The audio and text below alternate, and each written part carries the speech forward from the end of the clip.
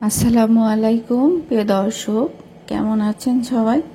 আশা করছি সবাই অনেক অনেক ভালো আছেন। আমিও আলহামদুলিল্লাহ ভালো আছি।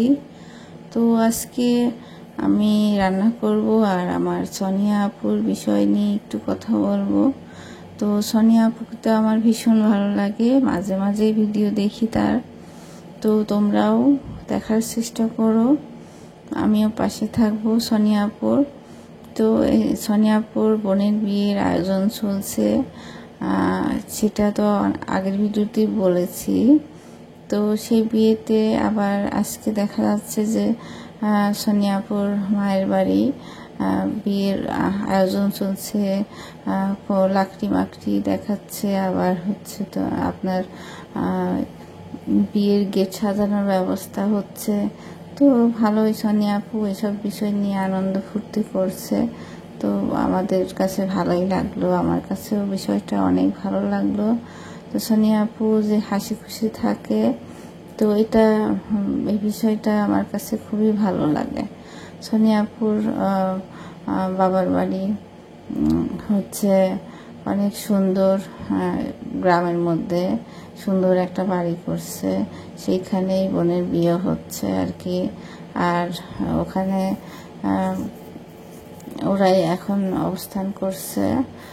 আর সোনিয়াপুর ওখানে যে বোনের বিয়ে হচ্ছে, বোনের বিয়েতে ওখানে আত্মীয়স্বজন আসছে, খাওয়া দাওয়া চলছে চাষিদের নিয়ে, সব মিলিয়ে অনেক আয়োজন চলছে, আনন্দের মধ্যে আছে সোনিয়া আপু।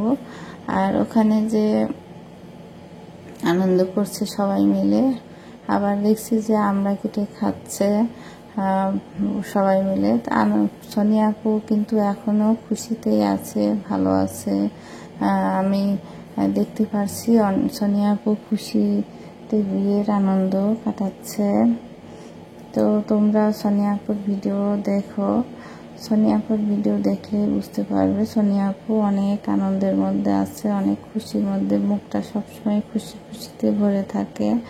ওকে তো আমার খুবই ভালো লাগে, আমি এই জন্যই সবসময় ওনার প্রশংসা করি। তো তোমরা সবাই কিন্তু সোনিয়া আপুকে সাপোর্ট করো, সোনিয়া আপুকে ভুল বুঝো না কেউই। তো সোনিয়া আপুর বাসায় এখন বিয়ের আয়োজন চলছে, সবাইকে নিয়েই ও আনন্দে আছে। তো আমি এটাই আজকে বলতে চেয়েছি। তো আর এই যে আমি রান্না করেছি কচু আর হচ্ছে বেগুন দিয়ে ইলিশ মাছ রান্না করেছি। প্রথমে মাছগুলাকে আমি লবণ হলুদ মরিচ দিয়ে মাখিয়ে নিয়েছি, তারপরে হচ্ছে ওইটাকে ভেজে নিয়েছি, তারপরে যে মশলা দিয়ে তরকারিটা কষাচ্ছি। তরকারিটা এখন কষিয়ে নিয়ে ঢেকে দিয়ে তরকারিটা আমি রান্না করব। যে ঢেকে দিয়ে ঢাকনাটা উঠিয়ে আবার একটু কষিয়ে নিয়ে আমি রান্না করতেছি তরকারিটা। আর এই যেখানে দেখতে পাচ্ছ তোমরা সবাই, আমি মাছটা রান্না করব আজকে। তো দুপুরের জন্য আমি মাছটাই রান্না করেছি, সেটাই আর কি আমি শেয়ার করলাম। আর সোনিয়া আপুর বিষয় নিয়ে কিছু কথা বললাম, আমার ভুল ত্রুটি হয়ে থাকলে সবাই ক্ষমা করে দিও। আমার তরকারিটা দেখতে পাচ্ছ সবাই যে কষানো হয়ে গেছে। আমি এভাবেই তরকারি রান্না করি, কে কেমন রান্না করে জানি না, আমি যেভাবে রান্না করি আজকে সেটাই আর কি শেয়ার করলাম। তো তোমরা কিন্তু সবাই, আবারও বলছি, আমার সোনিয়া আপুকে তোমরা সবাই সাপোর্ট করো। আমি সোনিয়া আপুর ভিডিও সবসময় দেখি, কম বেশি যখন সময় পাই তখনই দেখি। আর ওর ভিডিও তো আমার কাছে খুব ভালো লাগে। মাঝখানে আমার ভিডিও কিছু শেয়ার করি, আর সোনিয়া আপুর কথাগুলো একটু শেয়ার করি।